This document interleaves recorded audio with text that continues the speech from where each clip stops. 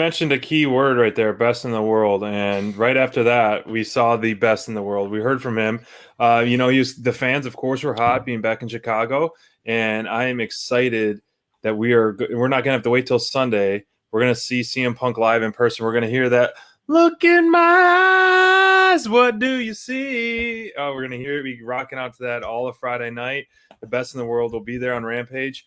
But he came out and, to obviously a hot crowd, and he made it real for us, saying he hasn't wrestled in 7 years and just kind of, throwing a little doubt out there, kind of humanizing himself, which was good. Right.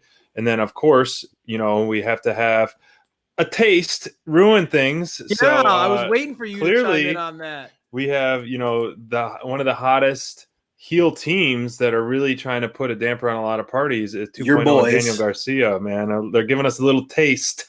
What do you think of that? They're good at what they do, Bonds. They're good at what they do. But I don't, as good as they are and as much as I'm starting to like them, I don't think they're, as of now, deserving for a CM Punk stage. Well, man, I mean, yeah, I think that's the point. Let's be fair. Like, they're getting the pop. Yeah. They getting Hear me out though. They're getting the cheap beat downs on Punk. True. It's they're good jobber heels for like Darby, Sting, and CM Punk. They're gonna run through them, but I think I think you will like this prediction. If CM Punk and Darby obviously have an awesome match, and then they do, it seems like we're going to see a 3-on-3 down the line. Yep, for sure. But the tag team that I'd be more intrigued to see would be CM Punk and Darby versus the Men of the Year. Oh yeah.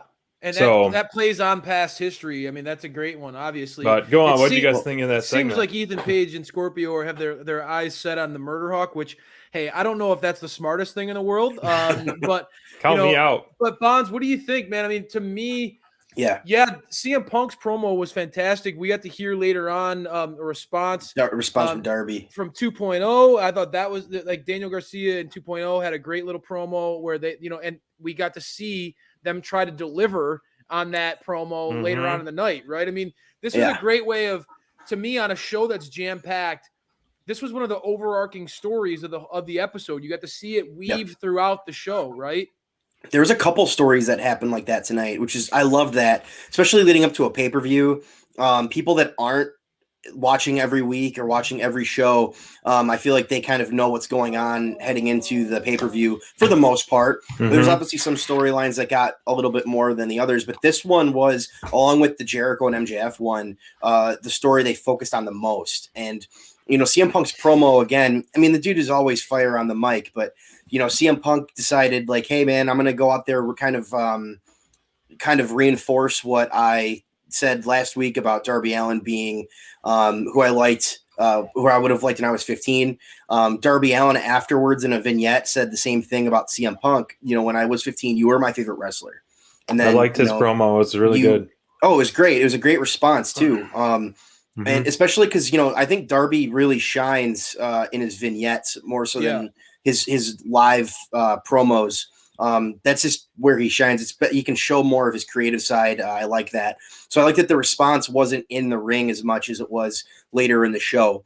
And then obviously, involving 2.0 and Daniel Garcia, like these guys are over. The boos are echoing from Chicago. They're hilarious.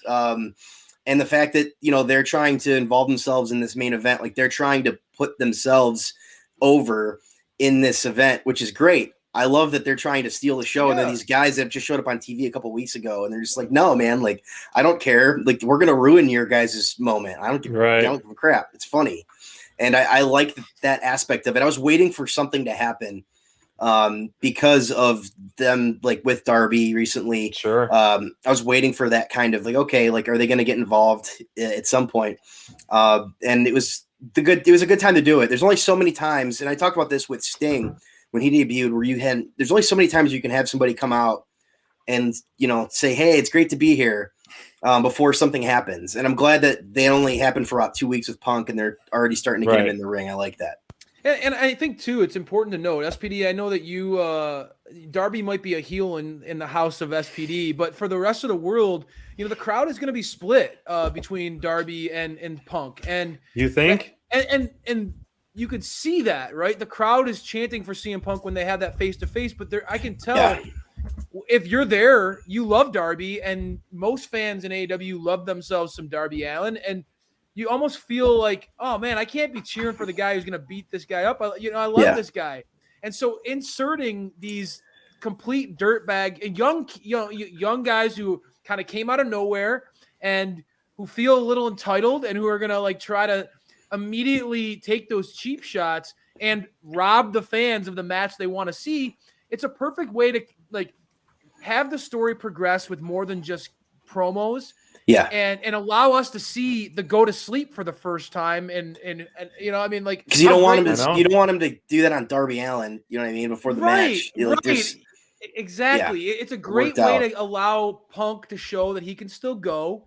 Build a mutual respect between Punk and Darby, which is really what this feud is about, right? This match is about Punk kind of hand-picking Darby, and I love Darby's response that I should have been the last pick.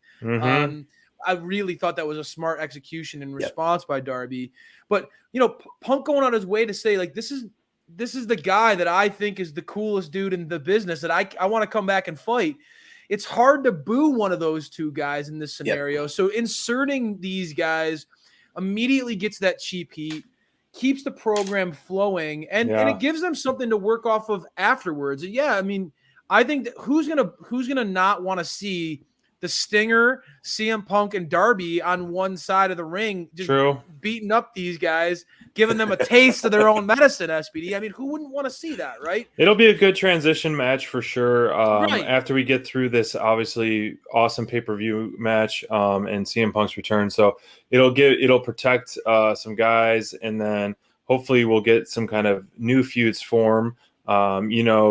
It depends on what CM Punk has all the control he wants, whether he wants to do a few tag matches, but I think it would be fun to have him do that tag or trios match, then move on from there as well.